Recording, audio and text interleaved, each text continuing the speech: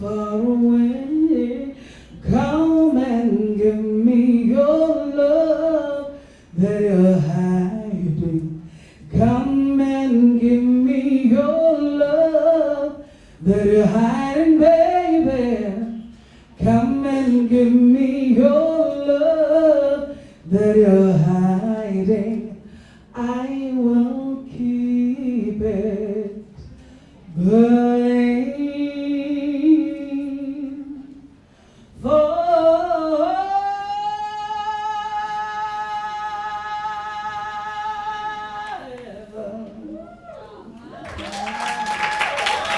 Thank you.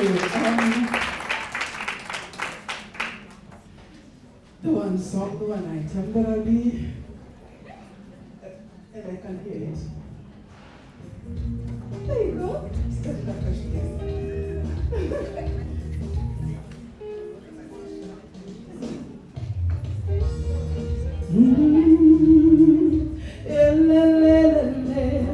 oh, where am I? Can I have a bit of volume? Hi, oh la la la, oh. Hey, la ma, sweet yellow shepherds. Oh la ma, oh la la la la, oh.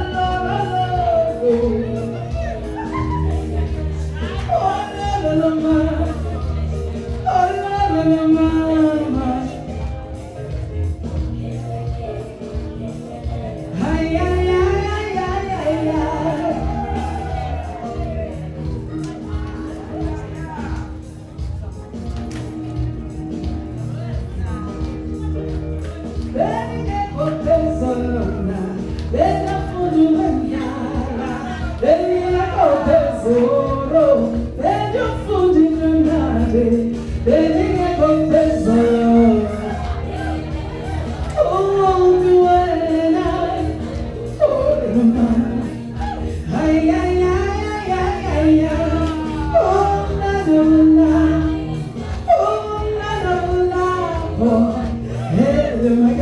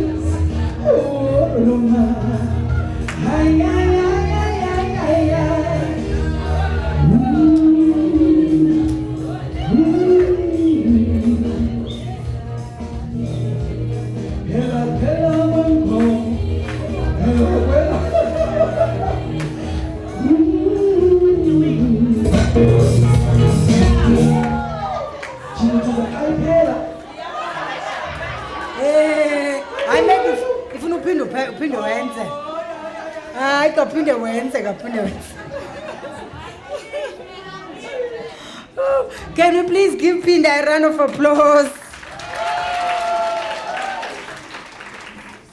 Thank you so much, Pinda, for such a great performance.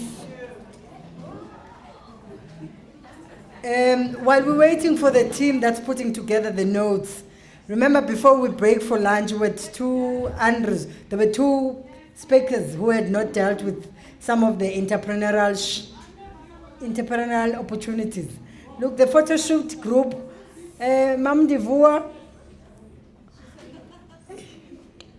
we're back in session.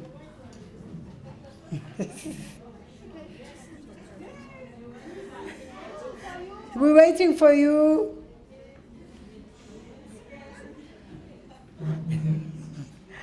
Okay, so there were two. I think the other one was focusing on education, and I think we had not dealt with economic opportunities in that sector.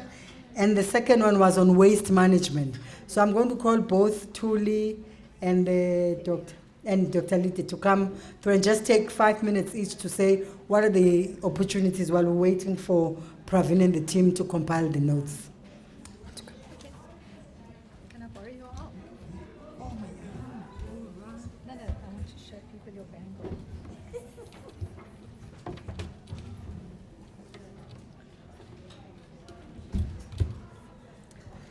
So yeah, can I just borrow, let me borrow your arm for a minute, no, this arm. Okay. Can you all see this bracelet? Can you see it? Okay, so that's what I was talking about when I spoke about robotics and knitting and beading. These are patterns. And we don't teach the kids to do this in school, and there's nothing to stop us doing it in ECD. All right, so they might eat a few beads, but they also need to learn that some things are for making. So it's about making crafts, having a bazaar to sell them. There are so many areas of entrepreneurship that are in and around ECD. So let me start in the middle. The first is the person who actually runs the ECD center, gets an income from the people who bring children. And I have to say, I don't think that universally it is well done or well managed. Some people are charging too much for the poor service that they give, and others perhaps are not charging enough. So as part of our ECD training, we do train the women mostly on how to run a balance sheet, how to keep track of their expenses and their income and to do it properly, but they need a whole lot more. So the other piece of entrepreneurship is to develop the software to be able to put these women online on a phone, give them a SIM card with a certain amount of airtime so that like every Friday they can download whatever and put all their information into it so they get in the habit of doing it. The other thing is that one can also use cell phones and tablets to put training materials on there for the teachers. So you don't always need a Lydia to go out to 200 kilometers away to be with a teacher. So for those teachers who find themselves in really remote places, you can still reach them. And often they don't have connectivity, but they all go to the shop. So if they go to the shop and they know they're going to be there for an hour or so, they can download whatever they need while they're at the shop and then take it back home with them. The other area of entrepreneurship is around the resources that the centers need. And very often they are quite poor. But we were trying to develop an early childhood robot, which was actually a series of wooden blocks that were linked together, and the sensors were stuck on the outside of the blocks, and the little kids could actually program that kind of caterpillar toy thing to go forward and back and left and right. So they were learning their cognitive and perceptual skills while building this. And I couldn't find wooden blocks anywhere that weren't painted. So somebody said, oh, there's a guy who does woodwork in my village, and he made us the most beautiful blocks that could interlock, because he made little round knobs on one end and a hole on the other so they could actually fit in together. And we paid him to do it, but we couldn't sell enough of those because the centers that needed them more than anything couldn't afford to pay for them.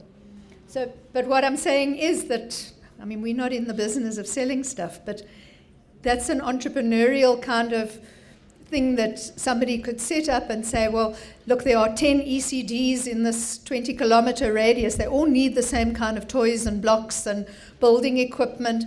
And even old-fashioned kind of building equipment, pieces of wire, pieces of metal that could be linked together to make a crane to lift something. I mean, these are things that young children can all do. We just don't give them the time and the opportunity to do it. And most important is, if they are building something, is to get them to report back on what they have done. That conscious evaluation of what I've achieved today is so, so, so important. And yes, they can't write, but they can draw, and some of them might be able to write, and they would learn to write because they want to show their parents at home what they've done. They've got a drawing, they've put this is a cog, this is a wheel. They start to learn the terminology, because what we find is that teachers of technology don't use the right language when they're teaching. They make it babyish, but then the kids never learn the right names for things. Pass me that thing, or the round thing, or the square thing. They don't even say square. That thing. You know, and it's so important for them to learn their colors. So there's another entrepreneurial area there, is they need big pictures of situations in ECD centers, like big poster-sized pictures. Somebody's got to take them, make them, draw them, artists, and then the children can make up a story. What is the boy doing? What's the girl doing? Where's she going? What do you think? What would you do if it was you in that situation? So you immediately start drawing on the child's own knowledge and information from where they're coming from. And the child feels so proud to be able to come home and say, the teacher asked me what I did after school. I mean, that's like a huge, huge, huge opportunity. And then there are also opportunities, I mean, for people like accountants and lawyers. The ECD teacher isn't a business person. If she's anything like me, she doesn't want to know anything about business. But if the accountant or the lawyer in that area donated an hour of his time a month.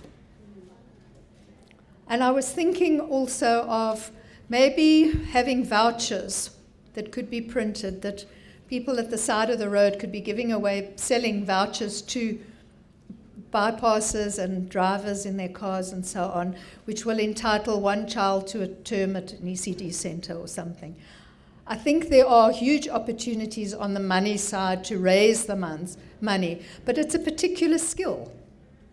You know, you need somebody who's business-minded, who's young and enthusiastic and put stuff on Facebook and all those things that I don't really know how to use. So I think that's it. But I think that those are the areas, and we need to, I mean, even kids at school can be trained to look after younger children. And if they received a small stipend, they'd be very happy to have some pocket money. But you need to vet them, you need to train them properly, and also retired people. But again, one needs to look at who they are. You need the right kind of people. So we don't just want anybody off the street, but at the same time, there are lots of people out there, and we're not really reaching them and involving them. So thank you for your time. And I just want to say that I'm really so honored to have been invited here today. It's been an absolute blast. It's the best thing that's happened for a long time. All right, thank you so much, Lydia. The point you're making about entrepreneurship opportunities that will trigger cognitive functioning for children very early, the beadwork, the toys, the type of toys that we do. So meaning that women can get together in communities and build certain toys that obviously would have been formed by a particular teaching material. That would be, that's one of the... Knitting clothes and scarves and beanies and gloves for kids. Exactly, yes. Knitting as well would be, another opportunity. All right, so I'm going to call Ms. Tuli Makopa to talk about, opportunities in the waste management sector.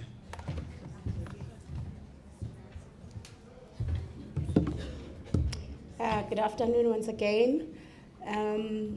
As you know that I was talking about waste management, especially in food waste and loss.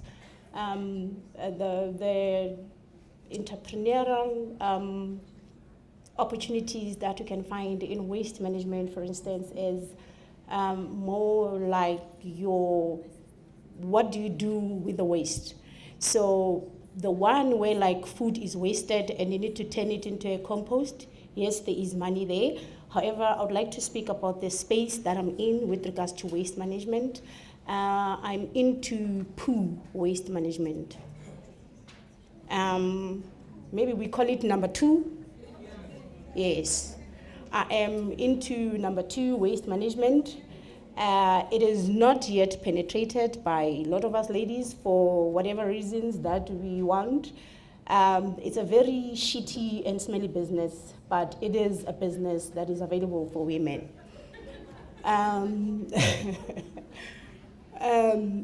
There is a whole lot of value chain or where you can fit yourself into the business, especially now with the 4th Industrial Revolution. For instance, for you to transport the waste that is organic and at the stage that is already, because I don't use chemicals to take out the sludge, I use a bacteria which is biodegradable. I put it into a pit toilet and it sucks out the sludge into the top. And then it's either you can come in to say you've got trucks that are going to come and suck out the sludge, and you sell it to the farmers and you sell it to whoever that they want to have organic manure. So then in the value chain as well is even the food that is wasted, you can look at the way it is transported from one province to the other province. Like for instance, if you are transporting perishables, the weather in Cape Town, you might find that it was a little bit cool, but as the truck driver is driving to pass Bloemfontein, you find that the temperature in Bloemfontein is much hotter, and yet the food that is in the truck, yes, there is a cooler, however, the temperature is not automated. So where you can find an opportunity is that how do you then automate that process? That as the truck driver is moving from Cape Town and then they pass through Bloemfontein, then the temperature in the cooling truck, then it adjusts itself so that there is no wastage of that particular food. Because sometimes, if I can make an example, you find that you are transporting spinach. At that time, it was standing at, let me say, 12 grams. By the time you get to the retail or to where you're supposed to deliver it, what you can use is only like maybe 3 grams because of the shrinkage and depending on what temperature you have in the truck. So that's one opportunity. Is either you look at automation, and these days IT is very trending. So if only we can look at what is it that we can optimize and maximize at helping the farmers to transport their food to the end user to make sure that you keep it fresh, and by the time it gets to them, it's still those grams that it was packaged. Another one, like I said, is the sludge. There's still huge opportunities there. Is either you can have as a logistic company that comes and suck out the sludge and then take it to the farmers as manure, or you can have automation machine that is able to sort the sludge and keep it as real as possible, because we know that if it goes through the dams, it is no longer that organic as it is when you suck it from the pit toilet. So the opportunities are vast. You just need to look at what is it that you're going to do. And as well as you put the biodegradable bacteria into the pit toilet, remember there is also sanitary pads. So now there is an opportunity where we don't know what to do with the sanitary pads. How do we dispose them? So that's another opportunity that you can look at to come up with ways on how to dispose the sanitary pads, because you cannot flush it, because if you flush it, then it blocks the toilets. Because we were told when we were young that, if you're using sanitary pads, it's either you flush it or you burn it. But now nobody came back to us with awareness to say, it is no longer a cotton now, but it is gelish one, and you cannot flush it. So then it blocks the toilet. But then now we don't even know how to dispose it. Yet we offer she bins to throw in the sanitary pads, but what do you do with that? That's where the opportunity is as well. So there's just a lot of opportunities, and you cannot finish them, and you cannot exhaust them like now, because my program director is already telling me that time is out. But whoever that wants to know more, I'm still around. We can engage. As I said, that a woman that does not empower other women has got a very special place in hell. I don't want to be in hell. I am here so that together as one, we are able to tap into these opportunities and grow together. Thank you.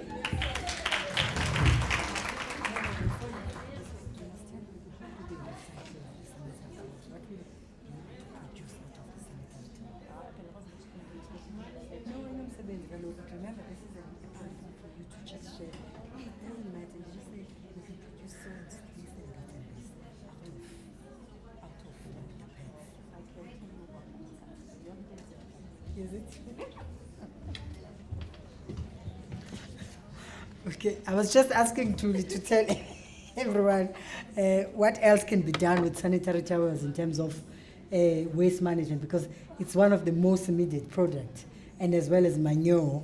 And I think the point she makes, one of the things, I don't know if you're aware, is that Sasol, for example, he was recently fined about 4 years ago on being a monopoly in manure manufacturing.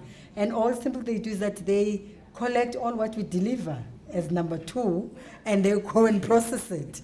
And then they go and sell it to the farmers, to the commercial farmers, right?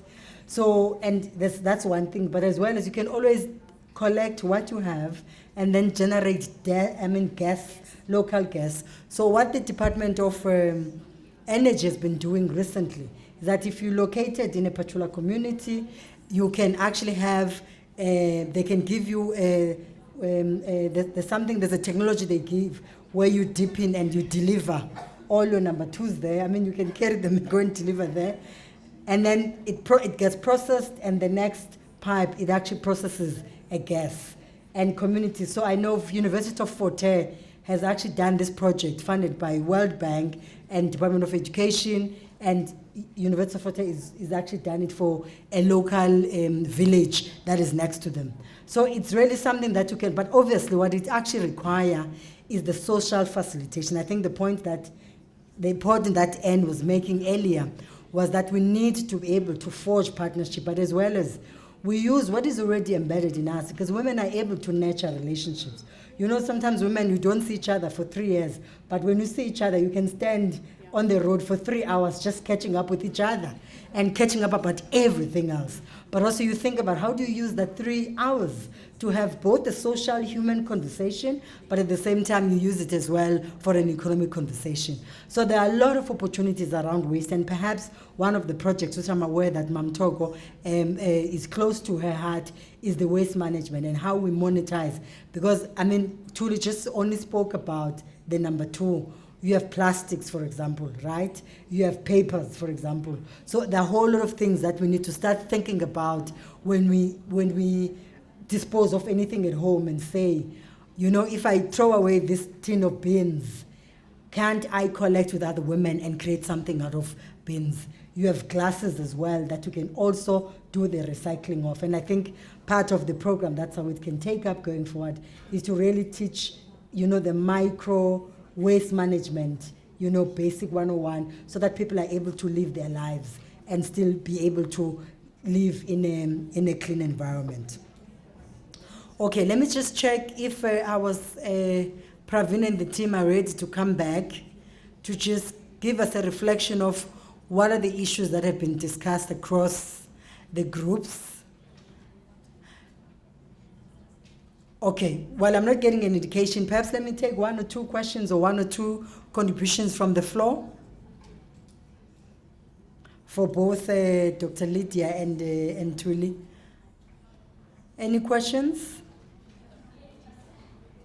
Oh yes, okay, Martha. I just want to ask a name of our waste management expert. I read one book one day that spoke about the indigenous people. I can't hear you. You have to come closer. Thank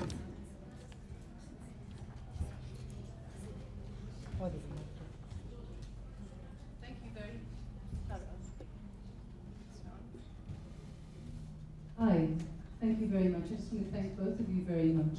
I just wanted to come back to the sanitary towels and the issue of things like moon cups and menstrual blood, and the fact that in some other cultures, like in Australia, indigenous people used to dry the blood and use it for medicinal purposes. So they put it on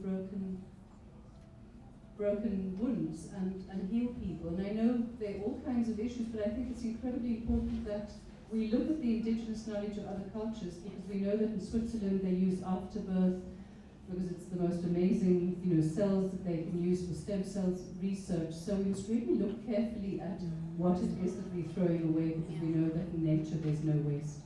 And so if the waste management expert could help us also look at that, is the alternative to sanitary pads are all these menstrual moon cups and other ones that they make in South Africa that are made out of silicone. And to just look at, and people say you can throw it on the garden to help your plants. So I just thought, let's look seriously at how nature works and learn from it. Yes, I think that's a good. And placenta. Yes. I mean, as we go into another speaker, for instance, one of the things that the hospitals are just starting to do now, they are supposed to generate their own energy to reduce the cost of electricity. So it means that immediately when we talk about market access, so a community of women can get together and actually collect any form of waste within the community and hospitals. And there's a technology that you can use. You just have to dig something, and that two tips that you need to actually drop the waste, and on the other hand, it comes back as the energy. So that's another opportunity that we can actually look at in terms of, because it becomes immediate and it reduces the cost of electricity for the hospital. Ma'am? Okay, I think, my comments are simple. The one is our Department of Environment, of which the DG is the Women Nosifu, is doing a lot in terms of, the whole issue of waste streams and different kinds of streams. And I would really urge women to come very closer to them, because they even give grants for up to 5 million, free money to start working on your project, depending on the type of proposals that people can put together. And again, in terms of the Waste IMSA, the Waste Institute of South Africa, I think they lack a women's voice there. Women could really organize themselves and come closer as a strong force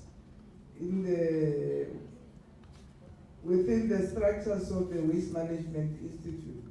They've recently signed an MOU with the Department of Environment.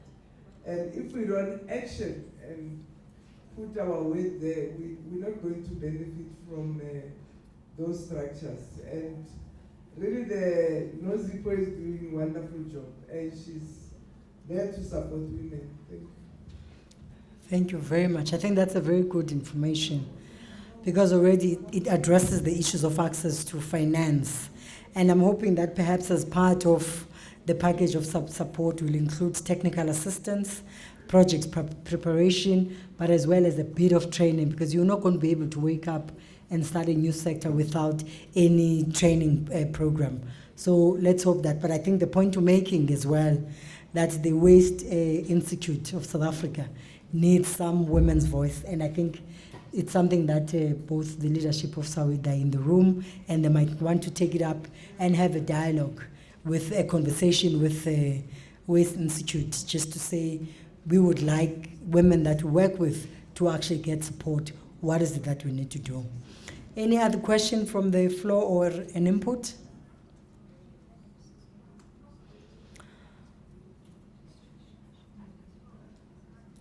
Okay, can someone just check for me how far they, Praveen and Lebu at the back, if they could perhaps come and report with one stream. Yes, they don't. It doesn't have to be complete. Yes, yeah, they can refine it later. Yeah, where's Pinda? I think someone is asking for music in the meantime.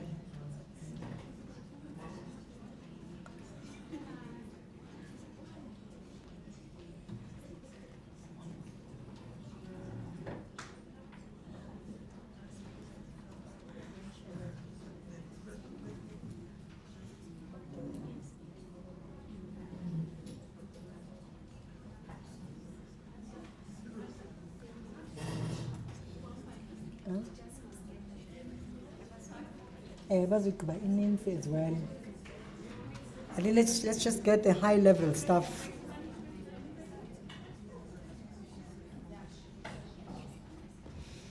Thank you very much to our panelists. How do we get all of you? Yes. Okay, so we need to find a way of communicating your NDI. Okay, excellent. Martha has their contacts, so if you're looking for the contacts of both Dr. Lydia and Tulu. Is it not possible to circulate an address list? Yes, they can give me the address list and I'll circulate it to everybody. Yeah. And I have already a program with everybody's contact. Yeah, I'm not sure if this is connected. It doesn't have to be complete. Connected. Connected. Oh, no, it's not connected here.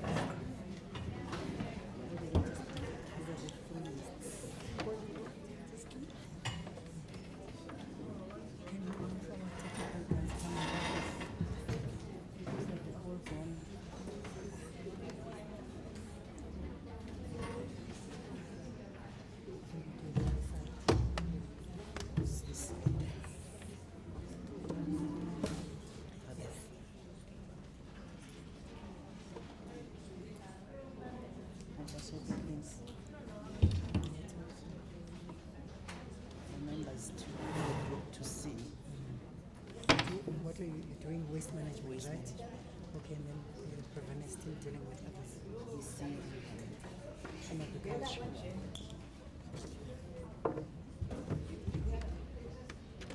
To put this anyway, this one. This is just power. Oh, this is just power. I would know, yes. I think just report, speak from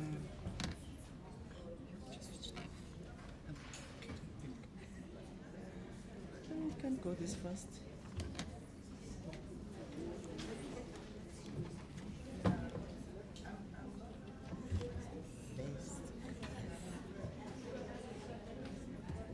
Can it be that? And their password. Who's Where's Merek? he? He's more from Moreg is one of the. Why look at their passwords? In our passwords, yes, but they put on passwords, so we don't know where are they now. They're not here, they are. The technician, no? No, the computer Merek, password. Yeah. They should be there. Tsiki was there, isn't it? Ziggy, can we get a password, please? Enjoy this chip. To remove the 81, remove Ziggy. And he put his name and he's not. Oh, he's Ziggy. No, but then now I wrote under this check. It's one of the strokes.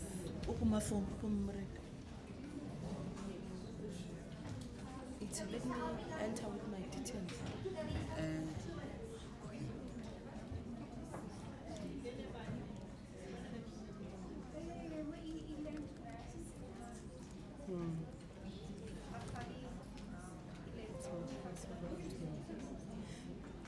Manje yangathi i-off kwayo lapha kwi-screen. Yes. Yes. The desktop.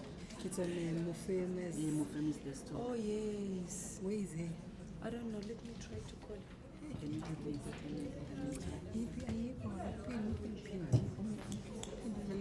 That's right. I think never too much. But I minimize them and see. Where's available?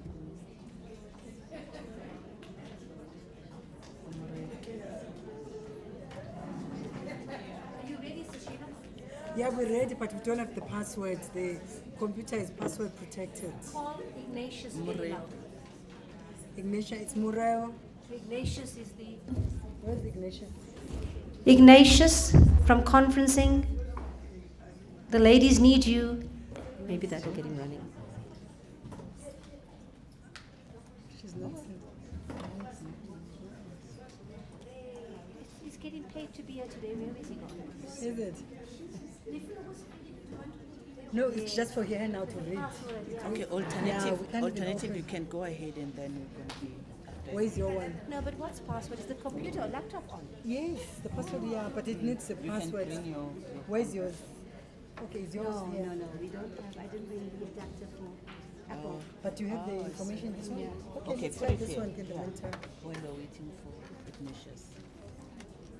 Okay. You might pull a hat out of the box. Come. So There we this go, right. Oh, you're a star. Okay, let's wait for. Yeah, there it is. There we go. No, it won't show on the screen, we'll just speak. Oh, Yeah, it won't show on the screen because why? the young people are gone that we're doing the connection. But where's Ignatius? Ignatius is employed today to do this. If he's not sure, what is he doing? So Ignatius is from where? UNISA conferencing. Ignatius, Titus, and the Just young left, lady. all of them. They just left. Is there no one in there, Lydia?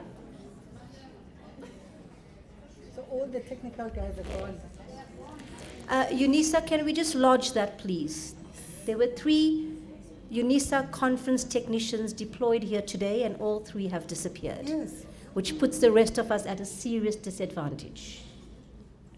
Titus, Ignatius, I don't know the young lady's name. Sheila? Okay. Not them. I think go ahead. Okay, we'll have to go without AV. You want to go, I can see. Okay, so we're doing a report back on the ECD sector.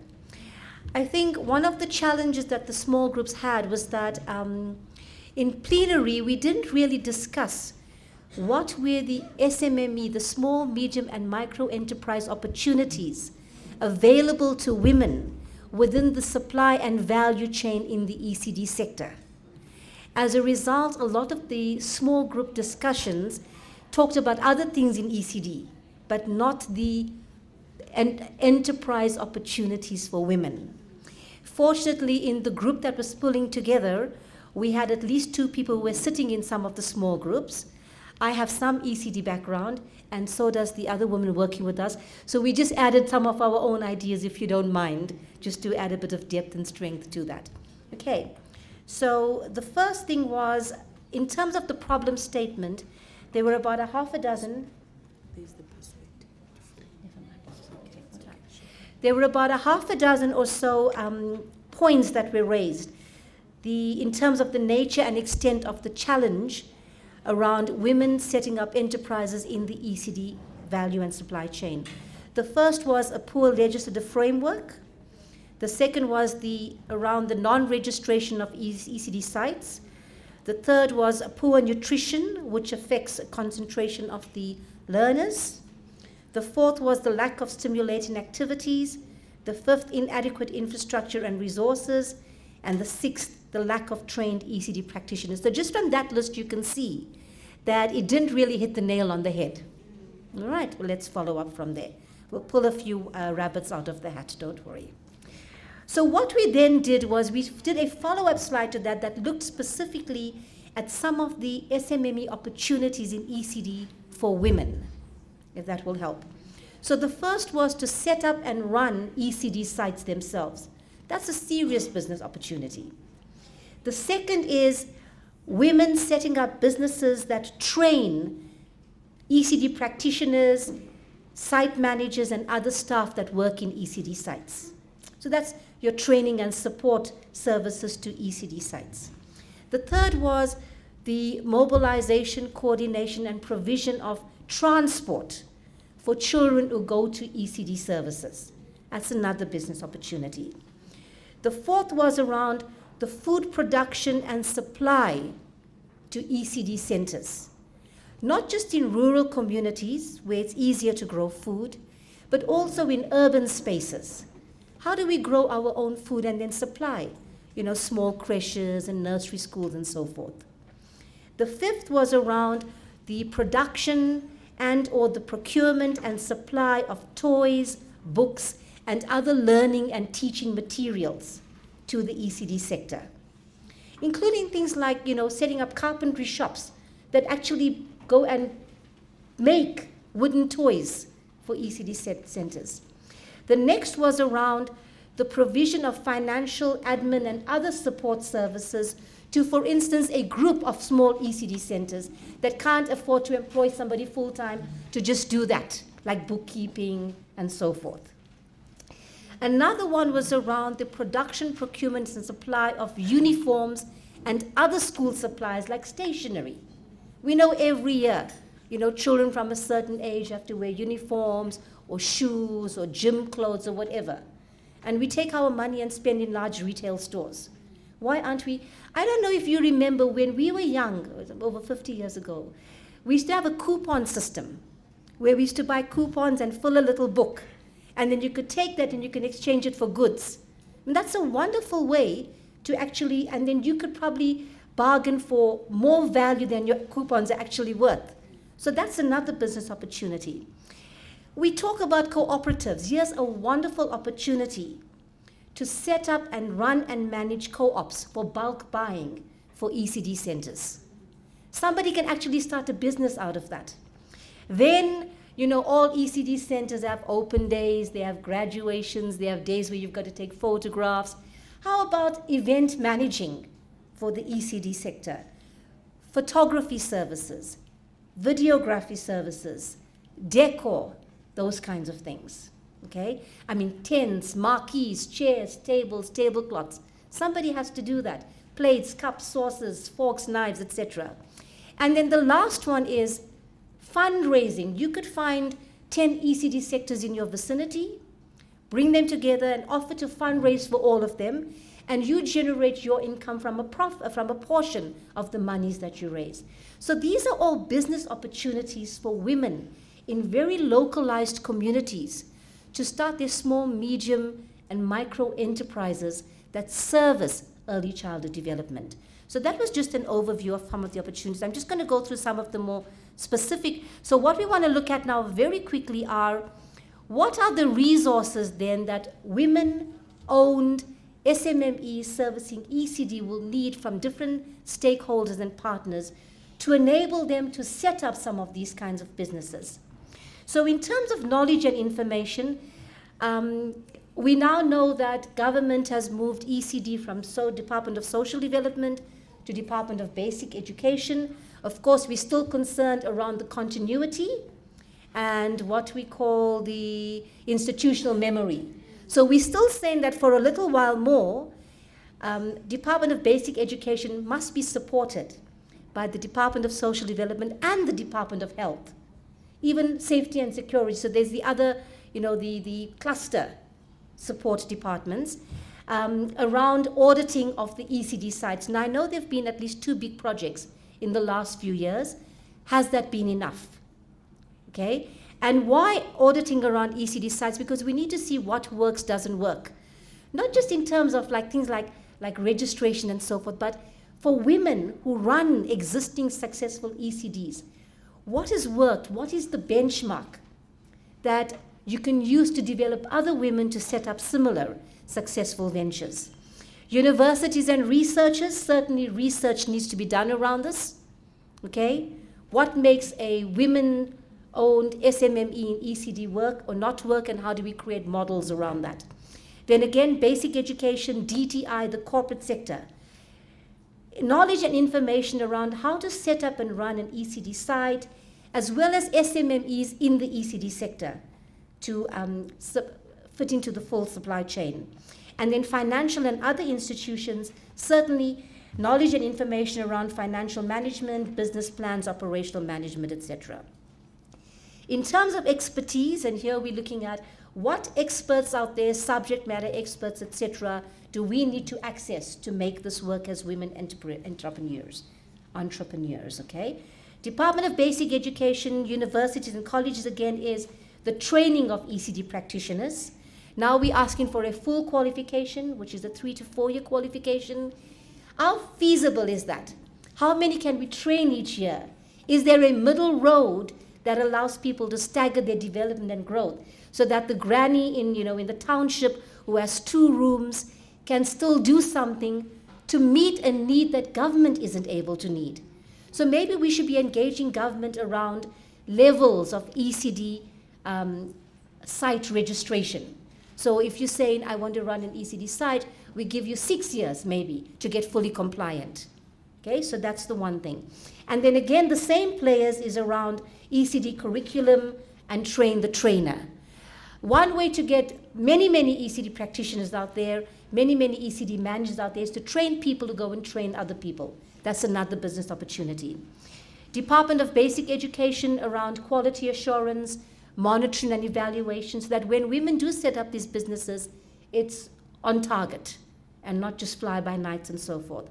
And then financial and other institutions. Okay, we've covered that. I'm not going to repeat that. Okay, around infrastructure, the one big opportunity is for local government to come to the party. We know that local government is sitting not just with land, but they're sitting with a lot of unused buildings and spaces. So instead of local government giving money, can they give 99-year leases, as an example, or 10-year leases, all right? Or the option after 10 years to buy out or put in sweat equity to improve the infrastructure, because this is done in other parts of the world. So certainly land and buildings. I think we could also include faith-based organizations there, because they also have access to buildings that are not used during the week unless there's a funeral or whatever. But can that be shared? Corporate, certainly in kind, equipment, supplies, stationery, business machines like computers, etc. Cooperatives, co-ops, retail stores, corporates and co-ops, retail stores, food. For instance now, my local Pick and Pay, if the food is coming close to the sell-by date, they give it to you for half price. Can we push them even further and say, can you supply that to a local creche or nursery school? So that the women, business women don't have to invest cash into those kinds of supplies. And that would go for any kind of supply. And then certainly telecoms companies have a huge role to play in terms of the provision of telecommunications infrastructure. All right, almost there. Technology, Department of Science and Technology, South African Post Offices, training and equipment. All right, around technology and so forth. Telecoms, communication companies again, telecoms, corporates, the same thing. Moving to the next one, I think we've got 2 more to go. Funding.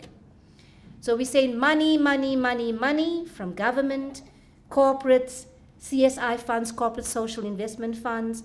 International donors have a role to play. Philanthropists, individuals who are either very wealthy, who take part of their earnings and contribute. And then you've got specific funds set up for this, like CEDAR and the NYDA. One of the challenges is that it becomes very difficult for a small woman entrepreneur to access some of these funds, because they set a minimum. Like the IDC won't give you unless you're talking 3 million or 5 million minimum. But as an example, a few weeks ago I was at the Gender Links Awards. The Canadian government now, because Trudeau is a self-proclaimed feminist, and to put his money where his mouth is, the Canadian government has just made available something like 44 million, in Canadian dollars it comes to about 44 million rands, available to NGOs in South Africa, and that fund is going to be disbursed through Gender Links. Now, an individual creche might not get it, but if you've got 10 creches in Bela Bela in the northern province, they might cluster, set up some kind of cooperative or consortium, and they could access that money. So we've got to think smart. I mean, earlier Nolita and other people were talking about literally hundreds of millions of rands available for development in this country. Why are we still saying there's no money?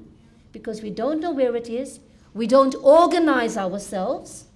We actually compete with each other for small little amounts of money, where if we organize ourselves, we can get access to large amounts of money. So those are some of the things off the top of my head. And then lastly, other kinds of resources. And for us, a lot of it here wasn't around tangible stuff. It was from the inside stuff. For instance, government keeps talking about affirmative action and preferential procurement. But we know in reality that's not the case. Because first of all, when government procures your services, they don't pay you up front. Sometimes they pay you 10 months after the services have been provided. What does that do to a solo woman entrepreneur? It impoverishes them, they get bankrupt. So government needs to start putting, first of all, its money where its mouth is. They've got to change behavior. And in order to do that, they've got to change their mindset. So we really have to do something about that. And it goes for all levels of government. Okay? So that's the one thing. Paradigm shift, behavior change, followed by a more enabling legislative framework. For instance, the preferential procurement bill that's on the table now. We need to go and study it and see, is that closing the gaps? Or should we be inputting on how those gaps should be closed? Because the people who write these things are not small women entrepreneurs. So they're writing it for somebody else. They're not writing it for themselves. We have to do that. The private sector, the same. They've got to change their mindset. All right? And then lastly, communities and parents. Okay? With the growing middle class, black middle class in this country, a lot of parents now have the financial means, the transport, to take their children to ECD centers outside of where they live. What is that doing to the lone woman entrepreneur right where they are? So we've got to start educating communities and parents as well. Of course, they're going to say we're going to take our children to where we have better services. So how do we as women entrepreneurs actually provide quality services so that everybody meets each other halfway? Okay, thank you very much. Anybody wants to add from the small groups? Are you all good? Yes. All right, thank you. Thank you.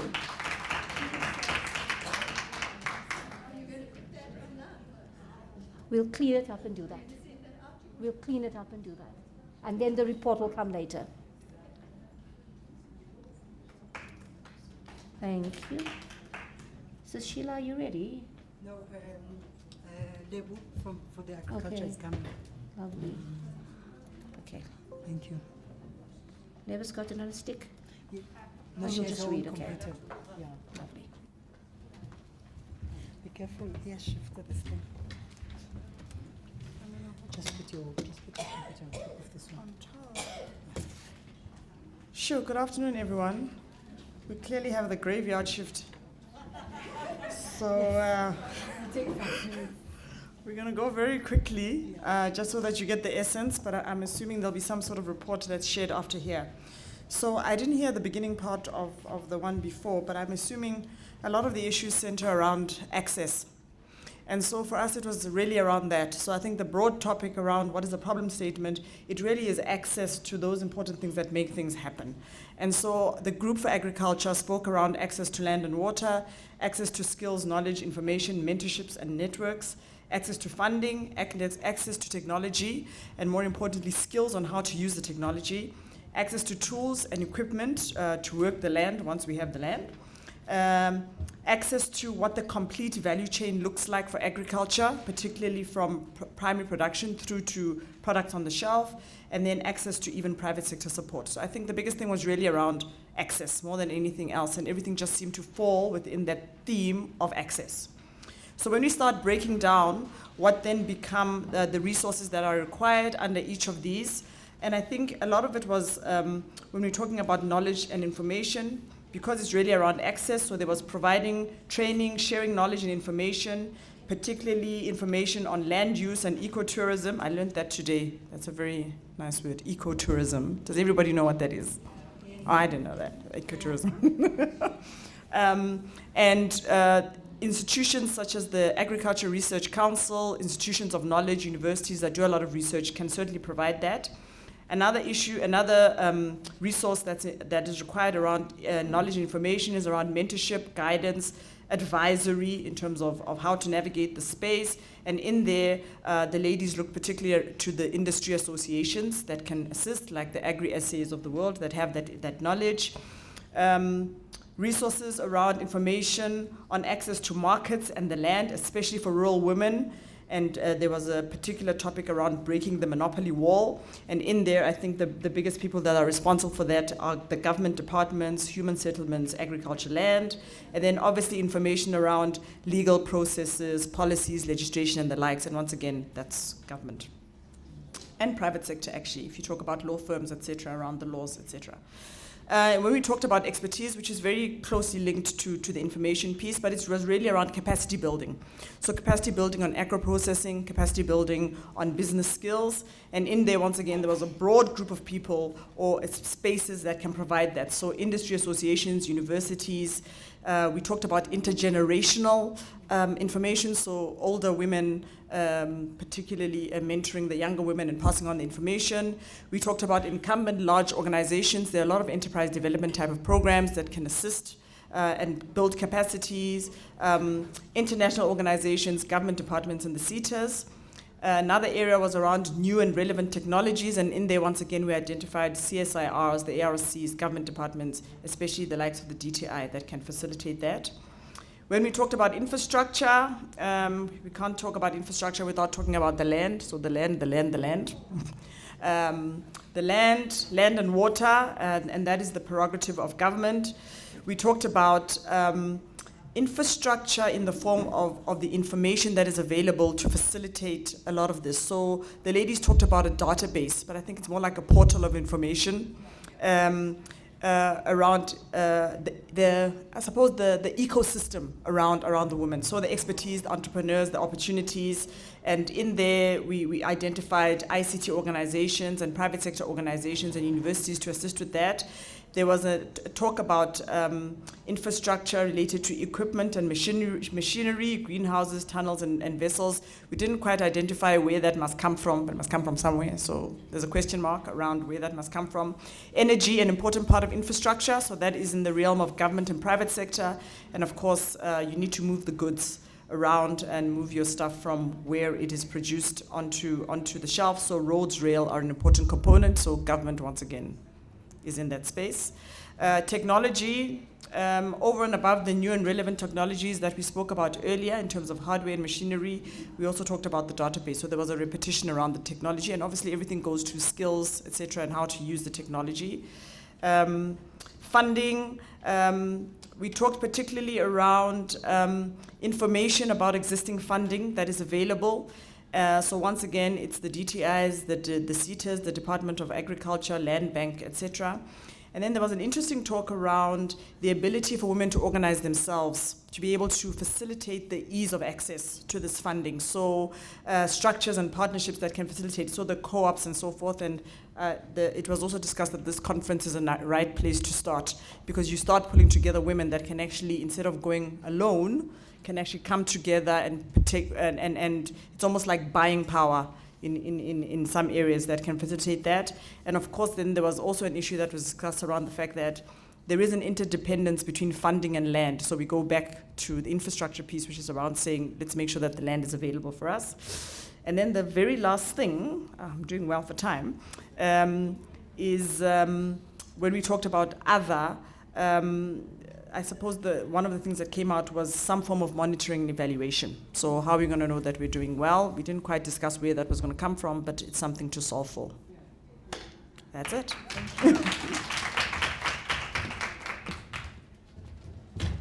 Hi, Sis Sheila.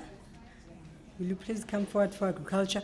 While Sis Sheila is walking up, I'm going to call on Professor Nokuthula Mazibuko to come and take a seat here, and Mam Togo to also come and take a seat here, so that after...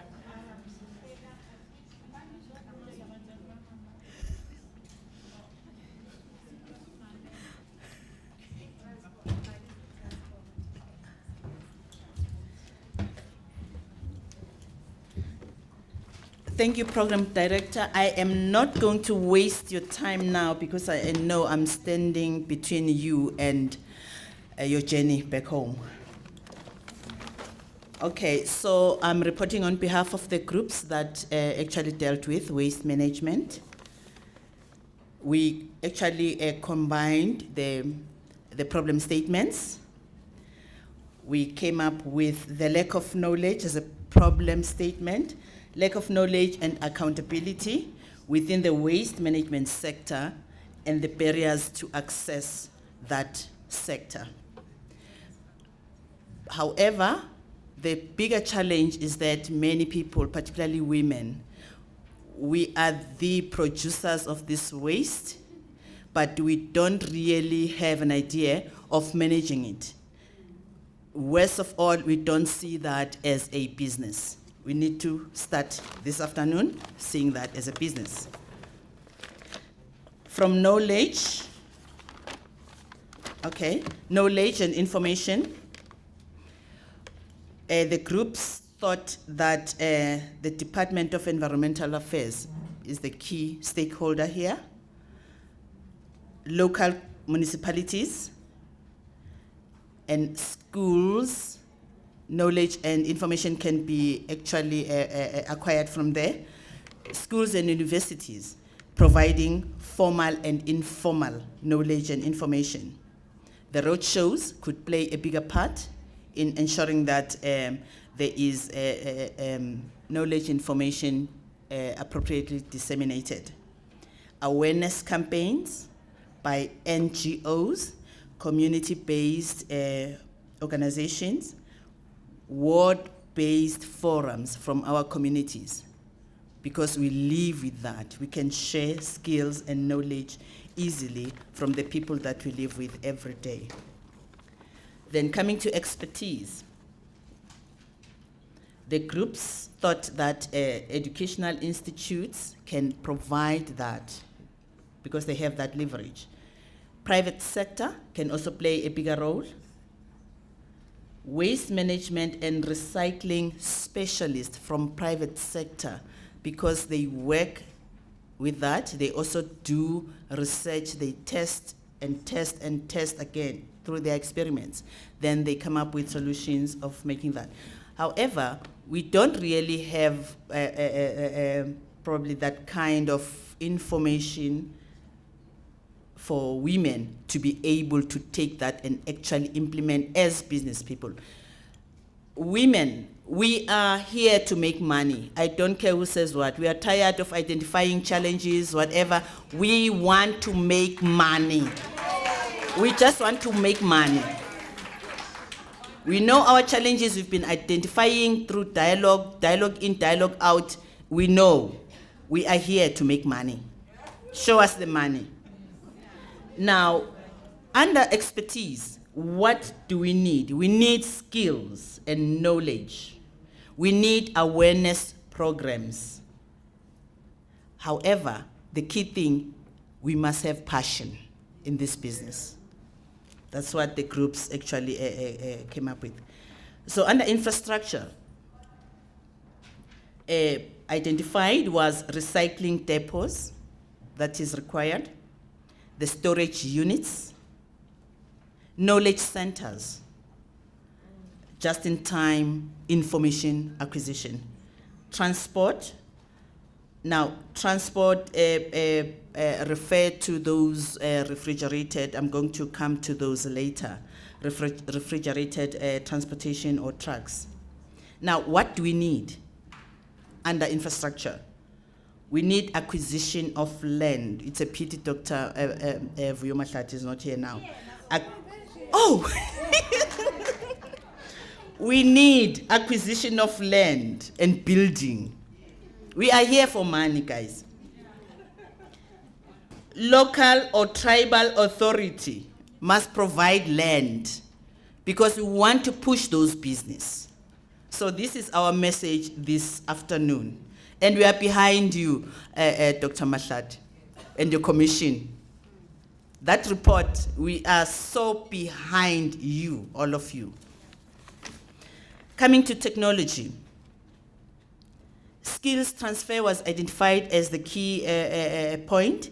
Skills transfer by government and private sector to informal sector. Kirinabao, it's us there. We need that skills transfer. Machinery, we don't really want, we also need to be trained in how to operate those machinery. We don't want some experts from China to come and actually operate those machines. Train us. If it needs us to go to China or whatever exchange program, we want to learn how to operate those machinery. You teach a man how to catch a fish. You don't catch fish for a man. We want to have those skills. We want to have those skills of operating those machinery and the equipment. What exactly do we want as women under technology? We also need that wasteless automation. Now, what I've just learned, I always get excited when there's a group of women because we are the brightest minds. So I also learned that the automation, when the food is packed in the shelves at the shop, the sell by date. I'm happy that my previous presenters have actually indicated that. The sell by date, automation, that machine or technology actually senses that this spinach is left with so many hours to sell by date and immediately changes the price on its own, cheaper price. So this is why we walk into Spar, it's already flicking, and then we think that, oh, poor people didn't sleep, down marking all those. No, it's automated. Now we know. And on the 16th, next week, we'll be talking these 4IR things. We want to get into to the bottom of it. On the 16th, UWF, UNISA Women's Forum, is having its own indaba on those things. So you are invited here again. Right. So another thing, we also need refrigerated trucks that prevent food damage. Because as we can understand that if there is food traveling from Cape Town to Johannesburg, the weather changes. But now we rely and pray to government, particularly the Department of Environmental Affairs, to assist women in that waste management business, to have those trucks that have a temperature control. Because as you travel from Cape Town, 3 seasons in one day, Bloemfontein is too hot, there is food being transported in there. There must be that automated temperature control until our business is here in Johannesburg, where it is transported still in the same good condition. Under technology, we also thought of protective clothing. Now, listen to this one. We are not saying, oh, we want to protect women to wear that. No, we want to manufacture those clothing and sell. And sell. We want to make money. We're about money here. So, ladies, I'm not sure if gentlemen are still here. Ladies and gentlemen, thank you for being here. So this is it in short and to the point. So we're gonna share this with the SAWID organizers. Then we're gonna have a very beautiful bigger picture. Thank you so much. Thank you.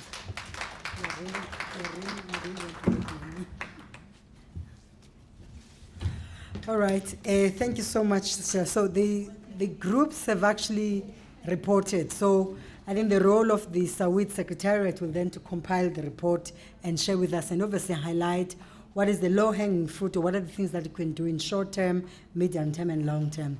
With those words, I'm going to ask Professor Nokuthula Zibuko to just do a wrap-up for us, and then Mam Toko will close the session for us in that order. Thank you very much.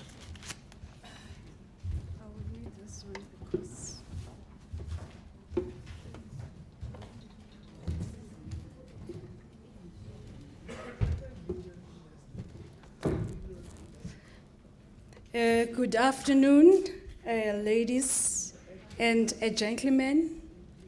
As the program director has said, my name is Nokuthula Mazibuko, but I am born in Dlamini.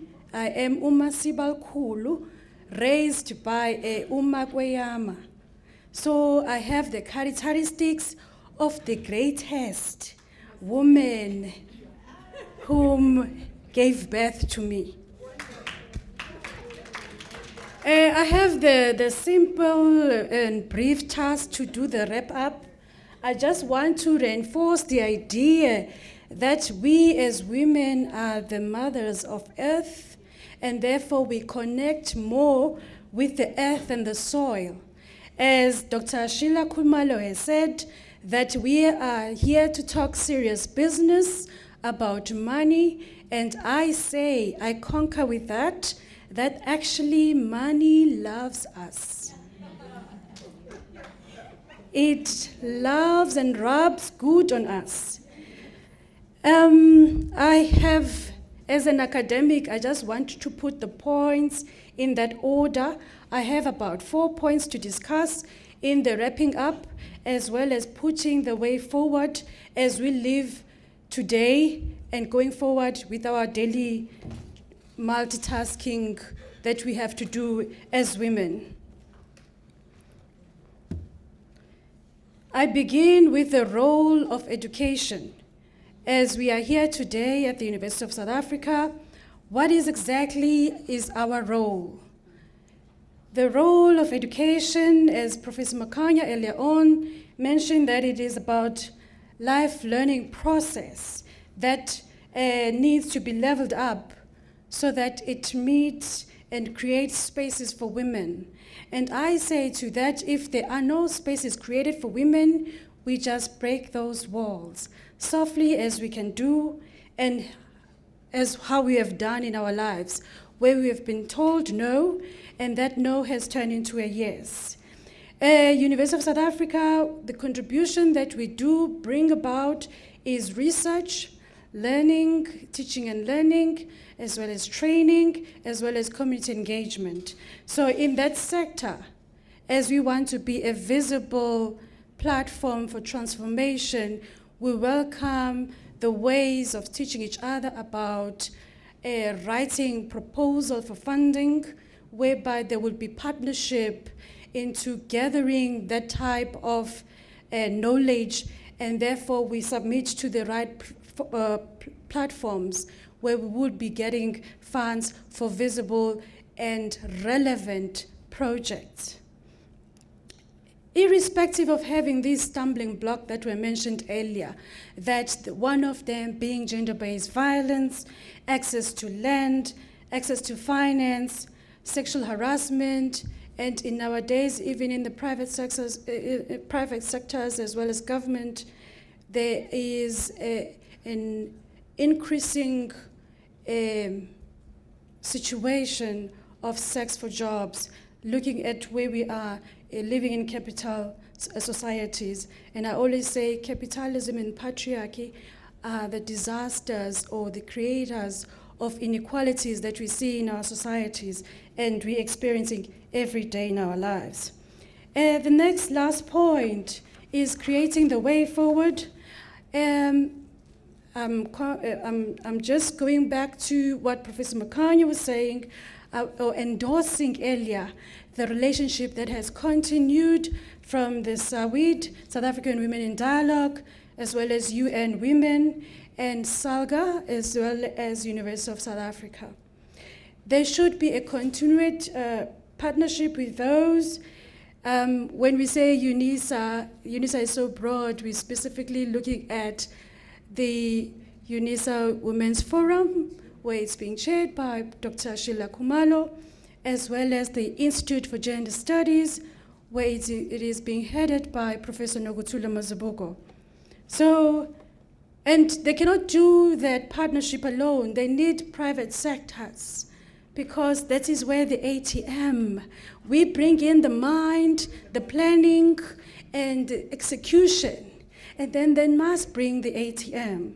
And it will be a worthwhile ATM. So in that, I've given just a few examples of that partnership that will come from private sectors, looking at earlier on the incoming chair of Anglo-American.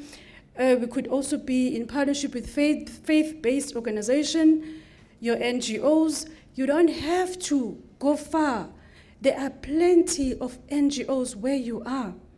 And also speak and empower an ordinary woman, a woman who is living in Mamelodi, who doesn't get these opportunities. We here have the right to do so because somebody even given us the right to be here.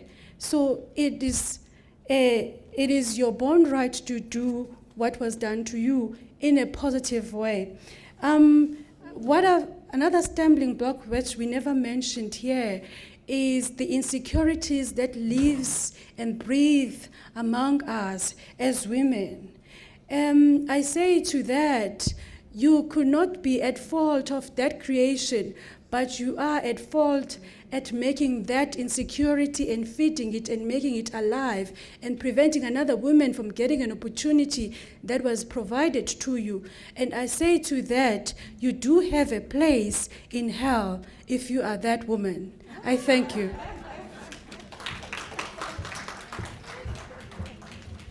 No hell. No hell, no hell.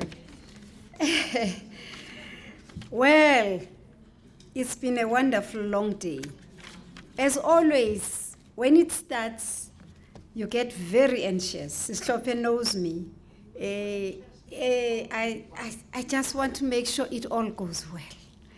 So the night before, she's just as bad, Marte.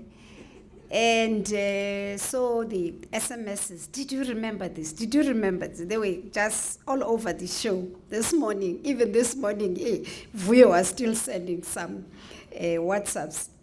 So it's been a wonderful day. I just want to tell you something before we even go.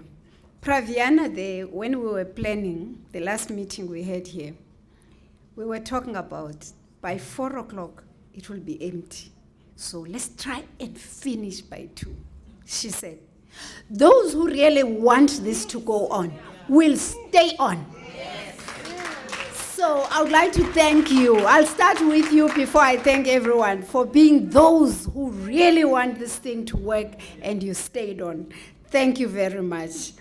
My job is to really do a vote of thanks. I will run through. I'll try to combine that and a few comments on what people said. First thing, did we achieve our objective? Our objectives are in your program. How can we mobilize knowledge, technology, and all the things that are mentioned there? How towards early childhood education, agriculture, and food security? It's not a mistake that we do this. We were told as we were starting that we are in a serious phase in our country. Anyone who doesn't see that we're in trouble is playing games with us. We are in big trouble. Families are going to starve. So we've got to have creative ideas on how to sustain families. That's why we chose these themes. We said, whatever happens, if you have a piece of land, use that opportunity to feed, to sustain yourself, and to have opportunities for young people not to lose hope in the future. And so that's why we did that, including waste management.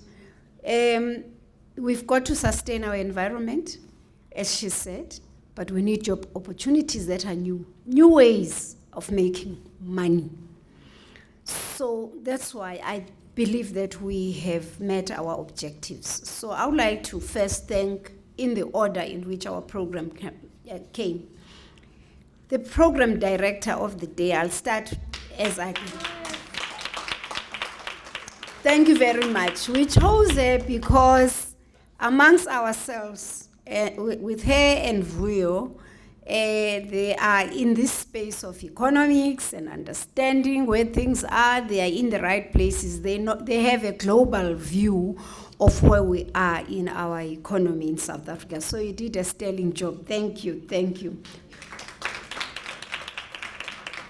you give us hope for the future. When young people, Pelisa, do what you do, we then know that the future is okay.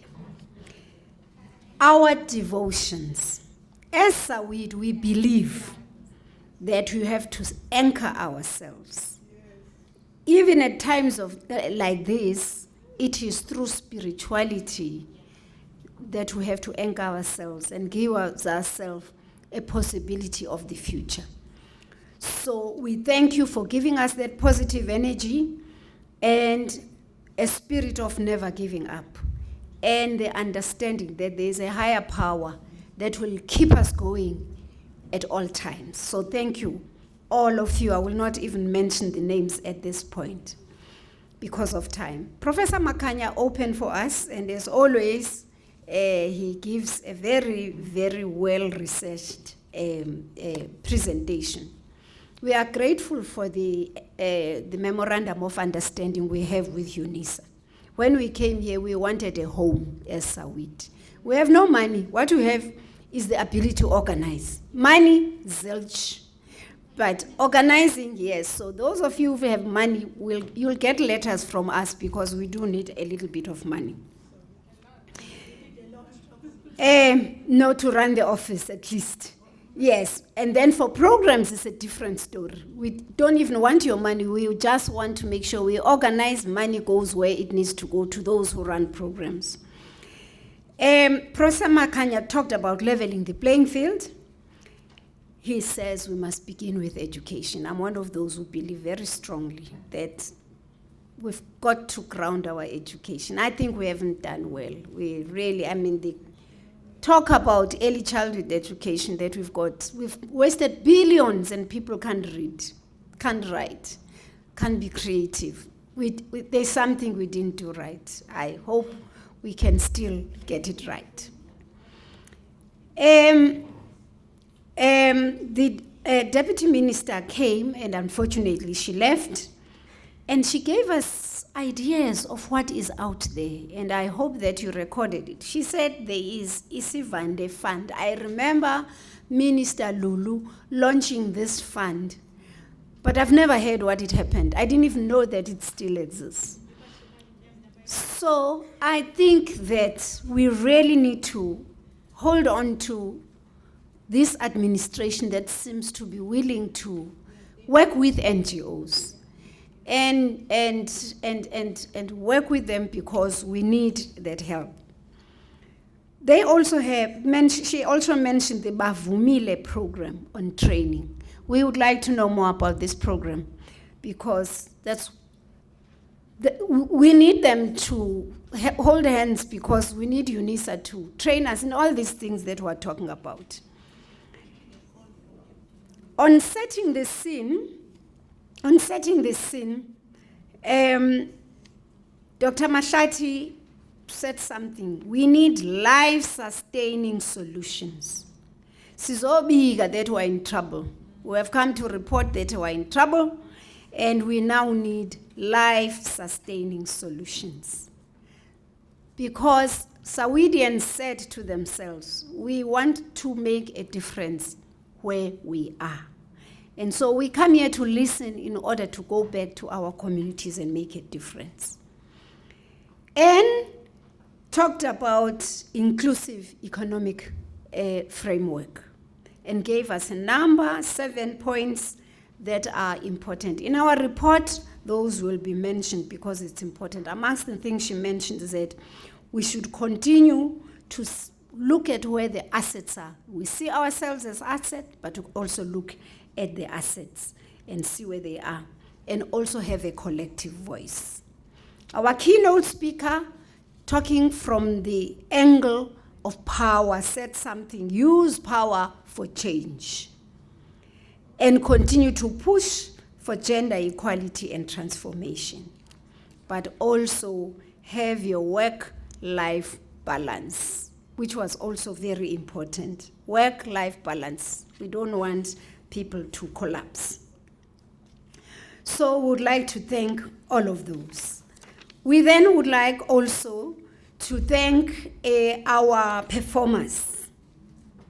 You gave us hope, you lightened the moment, you know, artists have a way of conveying very serious messages, and we receive it with a smile, and we even ululate, even when they are telling us that we're in trouble. And we go, li, li, li, li, li, li, li, li, because they have a way of making us feel that it will be okay. So thank you to our entertainers. To our panelists, the ECD presentation painted a picture of transition from ECD as social development to ECD as basic education. And that's a huge shift. I was sharing with people this morning that there is a family joke of a crutch. They used to be called crutches. A crutch where our children used to go when we were in Utnik, in PE, where they would go, come back, what did you do at school? Mina nditi poti, lo kumkheba, and yatulula. And that is all.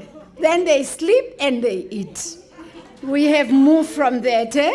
It is fun to do, but there is more to ECD than that. So we've been told reading is one of the cornerstones of that. The challenge remains, how do we do that in a context of single parents? And I think she said to us, bring back what we call a community.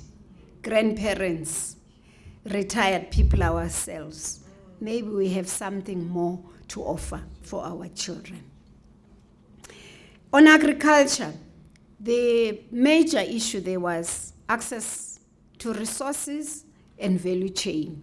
To say, don't just say, well, you want land. You want land and see where you fit in the value chain. And so, and then on waste management, it is not just about money. It is also sustaining our country for the next generations. The last thing we want is to leave children with a mess. And we go, and we have enjoyed it, and we have not left any ideas of how to sustain this. We have to turn around the mess that we did, starting from the home, as our presenter saying. And then converting that into money. I think we got that a lot, so thank you for that. We had lunch, beautiful lunch. We would like to thank our caterers for all the good work. We were sustained also in terms of hunger. Would like to thank the media. We had, I think, ENCA, and it looks like there's a last man stand sitting there who's still there.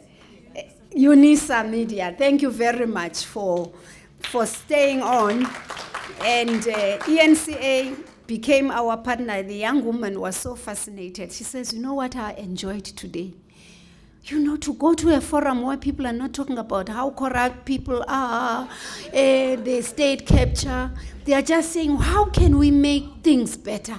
She says, I actually enjoyed that. I want more. So I said, you know what? We're depriving young journalists of stories that can make them also feel they are contributing to South Africa. So that's what she said to us. So we would like to thank them. UNISA. I don't know where to start. This partnership is just beautiful. It is just not about ticking the fact that my job description here, Mina and your team, is to organize events. It looks like you are now this thing that we are. You also always go the extra mile. There was a time when we were saying, should we go on, not go on? We are just so broke. They said, we have an MOU. She's the one who's, we have an MOU. Give me the date. I want to book the venue. It's got to go on. And here we are with our sisters. It has happened. UNCD and all the team that made sure. Thank you. We understand we have Vanessa and young volunteers. And that is how you grow to be a leader, by the way. You start by volunteering. in those meetings and you listen and you enjoy it and you say, I want to go to the next one and the next one. And then you actually even get the content. And then after you get the content, we invite you to come and speak. And then after that, we elect you now to lead something. It just doesn't happen. So if you are going to come and say, it's time for me to go home, what are these soapies? Mzansi Magic calls me, then you are not going to grow. That's how we used to be in Girl Guides and so on. Sister knows that. I think we have thanked our entertainers, our caterers. Praviana, your team, she just said, with Marta, the two of them are virtually the same when it comes to passion. So from Cape Town, Marta is sending stuff, Praviana is other instructions, and it all comes together and we say, so which is which? The passion is beautiful. These are people, by the way, who use their time, their resources to just say, we want this movement to grow. So I would like to thank you, and Charity and Lebu, thank you for coming. And then again, UNISA SAWID, our partnership with Women's Forum. Dr. Sheila, when you came in, you didn't say, I want to do it different. Who are they? You came in and say, it shall happen, and it continues to happen. And we are there to make sure that this partnership grows from strength to strength. Thank you. Professor Mazibugu, the first time we really had a close interaction, we found ourselves in studio where they were asking us difficult questions about gender-based violence. She had done research, and mine was to just scold the nation for gender-based violence. And she had all the research. And that's when we started our relationship, and it has not ended. And today, you are responsible for gender studies in this huge institution. We wish you well and thank you for your journey. And Sistope, I can never fail to thank you as well. You are always there. You are always there. We just know Sistope, even if she has not come, you know Sistope has been reading stuff, has been supporting us, and wants us to succeed. Thank you, Sisi. You are really our star. The last but not least message from me is using the book that I know better, the Bible. There's a section that just says, go out into the world. And I'm again saying, we're finished today. The work continues. Go out into the world and make it better. That's who we are. We are called to do just that. So thank you to all of you. I hope there's nobody I have not thanked in this room. And lastly, I've been asked to announce that we will be renewing our MOU. Definitely, it's just a matter of putting the signatures, tightening up. We're probably going to add a few other partners that we think are important as we go forward, because clearly we know we need research. We know we don't have money, but we know we've got people who need us out there. So thank you, thank you, thank you. I think I will ask our program director to close us off. You have to close us off. It's your job. Thank you once more for coming.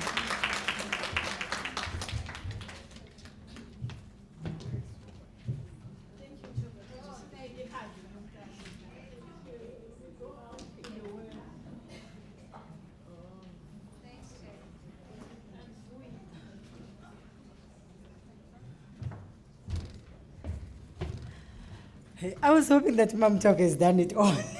In fact, that's why I even moved to come to go and sit there.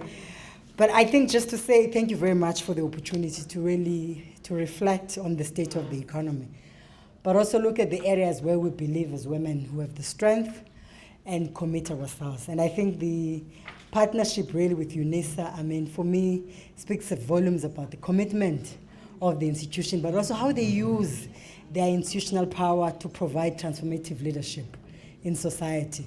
So I do think that this is a partnership we must nurture, but also we must encourage other academic institutions to do something similar, to actually support women's initiatives on the ground, because that's how you're going to encourage women to participate in public discourse, but at the same time, you also build an informed nation.